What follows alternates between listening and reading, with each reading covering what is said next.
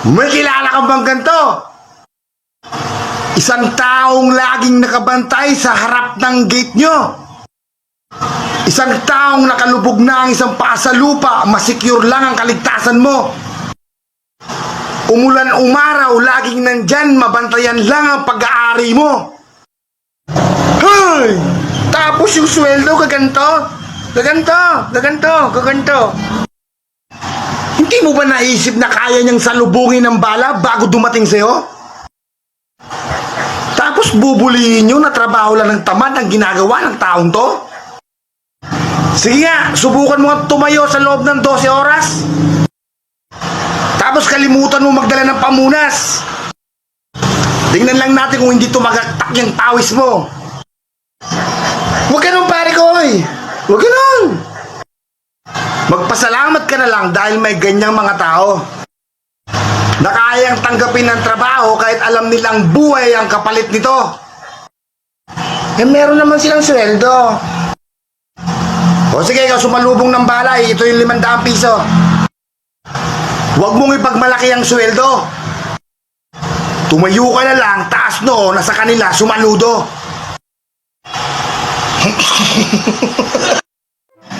May kilala ka bang ganito? Mga taong maskulado sa katawan parang bato. At tanging sa initan mo lang makikita dahil ito ang kanilang trabaho. Hey! Tapos sasabihin mo, construction lang? Ano ka? Nahihibang? Sige nga, itayo mo yung bahay mo na ikaw lang. Dapat magpasalamat ka dahil may taong ganyan.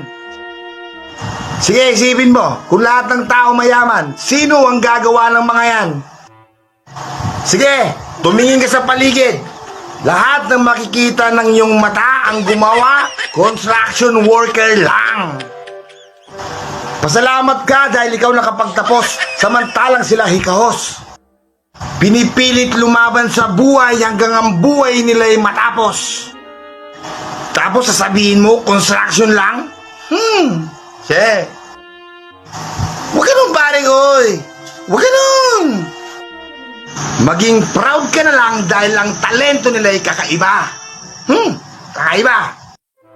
Sige, tanungin mo ang iyong sarili kung ang talento nila kaya mong sabayan. Baka bumuwat lang ng semento, sumuko ka na yan. Iwasang manlait, bagkos bigyan mo na lang sila ng respeto. May kilala ka bang ganito? Mga taong masyado ng kampante sa estado. Hindi na raw kilala ang piso kasi meron ng libo. Kaya ganon-ganon na lang kung mang-apak ng ibang tao.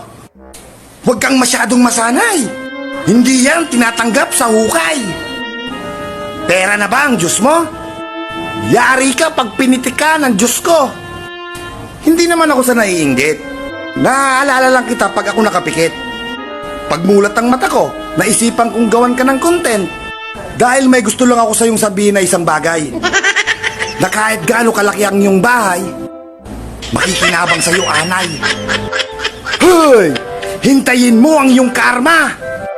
Yan ang gantes sa iyo ni Ama. Dahil sa ugali mong walang iba.